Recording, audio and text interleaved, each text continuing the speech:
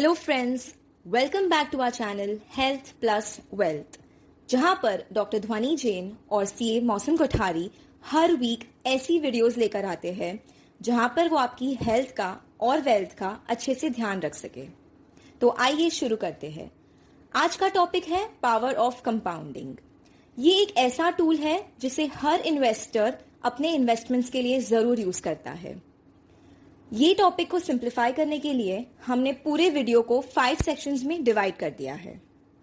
पहला है व्हाट, यानी कि पावर ऑफ कंपाउंडिंग होता क्या है। दूसरा है एग्जाम्पल्स ऑफ कंपाउंडिंग, जिसमें हमने 2 एग्जाम्पल्स दिए हैं। थर्ड है फैक्टर्स अफेक्टिंग कंपाउंडिंग। फोर्थ एक बहुत ही इंटरेस्टिंग टर्म है जिसे हम स्नोबॉल इफेक्ट कहते हैं। और फिफ्थ एक ऐसी स्ट्रैटेजी जिससे हर कोई करोड़पति बन सकता है। और एक और बात, वीडियो को एंड तक जरूर देखिए क्योंकि लास्ट में आप सभी के लिए एक गिफ्ट है जो आपको अपने फाइनेंशियल प्लानिंग के लिए और फाइनेंशियल गोल्स अचीव करने के लिए जरूर हेल्प करेगा। तो अब बढ़ते हैं व्हाट की तरफ। कंपाउंडिंग को हम वर्ल्ड का 8वां अजूबा मान सकते हैं। जो लोग इसे समझ पाते हैं दे अर्न इट, और जो लोग उसे समझ नहीं पाते हैं दे हैव टू पे फॉर इट। और ये मैं नहीं बोल रही हूं, बल्कि वर्ल्ड फेमस मिस्टर आइंस्टाइन के वर्ड्स है। अगर मैं आपको सिंपल लैंग्वेज में समझाऊं तो कंपाउंडिंग का मतलब होता है अपने रिटर्न्स को री इन्वेस्ट करना। ये एक मैकेनिज्म है जिसमें आप आपके रिटर्न्स को री इन्वेस्ट करते हैं और over a period of time आपके एसेट्स की वैल्यू सब्सटैंशियली इंक्रीज होते जाती है, जैसे कि आप ये ग्राफ में देख सकते हैं। नेक्स्ट है examples of compounding. Better understanding के लिए हम 2 एग्जाम्पल्स लेंगे, इमेजिनरी एंड रियल लाइफ।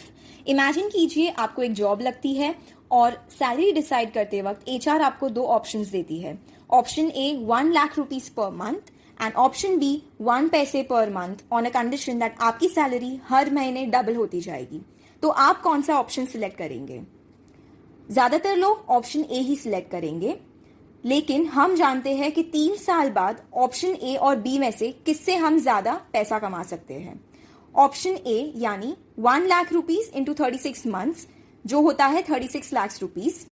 अगर ये बहुत पैसा है तो बढ़ते हैं ऑप्शन बी की तरफ। ऑप्शन बी से आप टोटल 68 करोड़ कमा सकते हैं, जो कि उससे भी ज्यादा पैसा है। और अगर किसी को पावर ऑफ कंपाउंडिंग की नॉलेज होती तो वो जरूर ऑप्शन बी सिलेक्ट करता। आपको चाहिए तो आप ये खुद कैलकुलेट करके भी देख सकते हैं। अब चलते हैं रियल लाइफ की तरफ।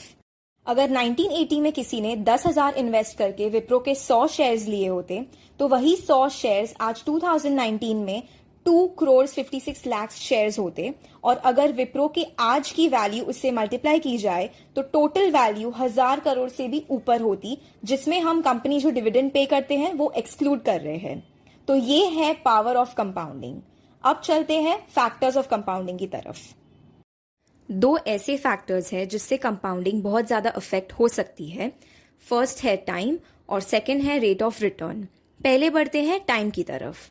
अगर हम प्रीवियस एग्जाम्पल ले तो 100 विप्रो के शेयर्स 40 इयर्स तक ना होल्ड करके अगर उसे हम 5 इयर्स में बेच देते तो क्या 10,000 रुपए आज 1000 करोड़ तक पहुंचते?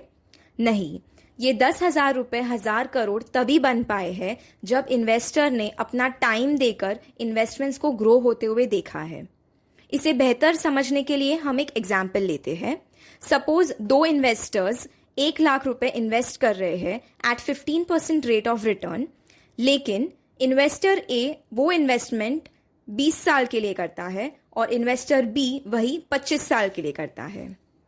तो 20 साल के बाद इन्वेस्टर ए को 1 लाख के बदले 16.32 लाख मिलते हैं और इन्वेस्टर बी को 25 साल के बाद 1 लाख के बदले 32.91 लाख मिलते हैं।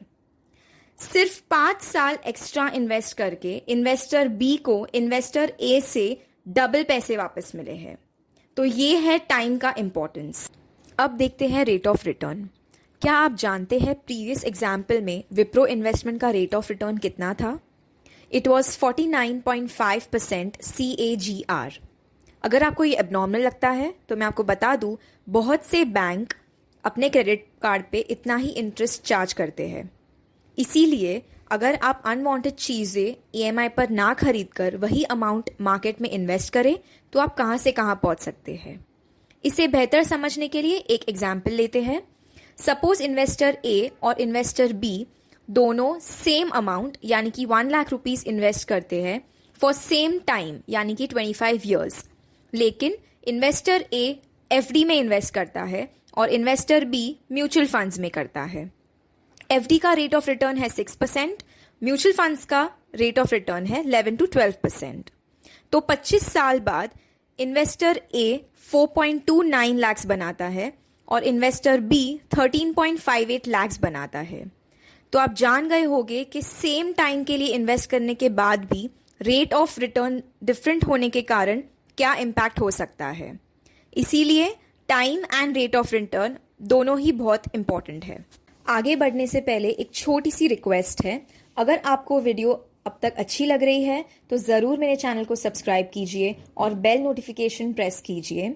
हर एक वीडियो बनाने के लिए बहुत ही मेहनत लगती है और जब सब्सक्राइबर काउंट बढ़ते हैं तो हमें बहुत खुशी मिलती है। तो अब आगे बढ़ते हैं। अगला टर्म है स्नोबॉल इफेक्ट। जिस तरह एक स्नोबॉल यानी कि बर्फ का गोला पहाड़ से गिरते वक्त विथ टाइम बढ़ता रहता है, उसी तरह हमारे इन्वेस्टमेंट्स भी विथ टाइम बढ़ते रहते हैं। इसीलिए आपको बहुत ही पेशेंट होना पड़ता है और कंपाउंडिंग का मैजिक काम कर लेगा। आइए एक एग्जाम्पल देखते हैं। मिस्टर ए और मिस्टर बी दोनों की एज 20 ईयर्स है और दोनों को 35,000 अ मंथ की सैलरी मिलती है। मिस्टर ए को कंपाउंडिंग की नॉलेज नहीं होती है, इसीलिए वो अपनी सैलरी नए नए वॉचेस, बाइक्स और पार्टीज में स्पेंड कर लेते हैं। लेकिन मिस्टर बी को कंपाउंडिंग की नॉलेज होने के कारण वो 1 लाख अ ईयर इन्वेस्ट करते हैं। अब 10 साल बाद जब दोनों की शादी हो जाती है तब मिस्टर ए को रियलाइज होता है कि उन्हें भी इन्वेस्टमेंट्स करने चाहिए, इसीलिए वो 2 लाख अ ईयर यानी कि जो मिस्टर बी की डबल है उतना इन्वेस्ट करते हैं। और मिस्टर बी को किसी इमरजेंसी के कारण अपने इन्वेस्टमेंट्स स्टॉप करने पड़ते हैं, लेकिन वो अपने इन्वेस्टमेंट्स विड्रॉ नहीं करते हैं। अब 20 साल बाद जब दोनों 50 के हो जाते हैं और रिटायरमेंट के बारे में सोचते हैं, तब मिस्टर ए ने टोटल 48 लाख इन्वेस्ट किए होते हैं और मिस्टर बी ने 12 लाख इन्वेस्ट किए होते हैं। अगर दोनों की इन्वेस्टमेंट्स 15% के रेट पर ग्रो हो रही है तो आपको क्या लगता है किसकी वैल्यू ज़्यादा है? The answer is mister B. Mister A की वैल्यू 48 लाख से 2.35 करोड़ है और मिस्टर बी की वैल्यू 12 लाख से 3.82 करोड़ है। ये एग्जाम्पल से मुझे एक स्टोरी याद आती है, टॉर्टोइस एंड रैबिट की। मिस्टर बी बिल्कुल टॉर्टोइस की तरह शुरुआत से स्मॉल स्टेप्स लेकर इन्वेस्टमेंट्स करते रहे और आज उनकी वैल्यू मिस्टर ए से ज़्यादा है।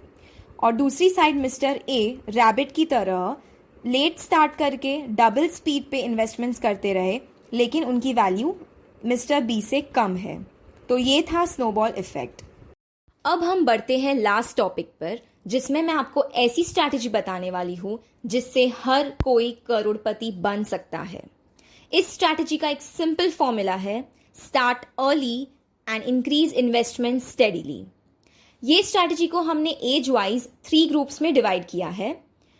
फर्स्ट है एज 20 to 30, फिर age 30 to 40 and last age 40+। पहले देखते हैं एज 20 to 30।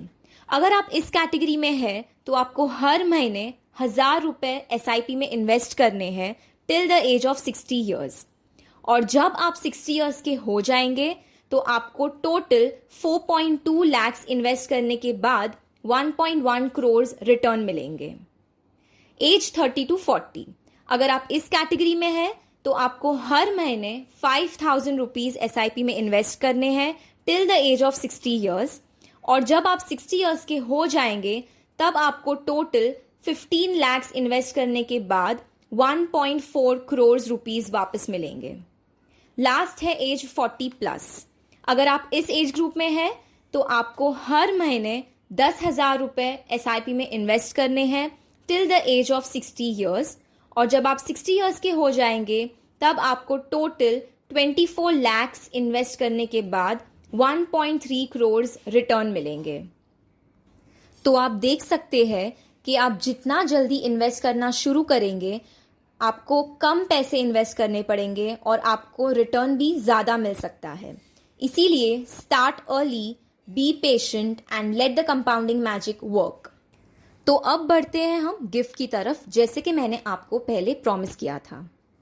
हर इन्वेस्टमेंट के पहले आपको रिस्क प्रोफाइलिंग करवाना बहुत ज़रूरी है और इसीलिए हमारी team of experts which comprises of CAs and CFAs आपके लिए फ्री रिस्क प्रोफाइलिंग करके देने वाली है और साथ ही आपकी रिस्क प्रोफाइल को देखते हुए आपको सही इन्वेस्टमेंट स्ट्रैटेजी भी बताने वाली है।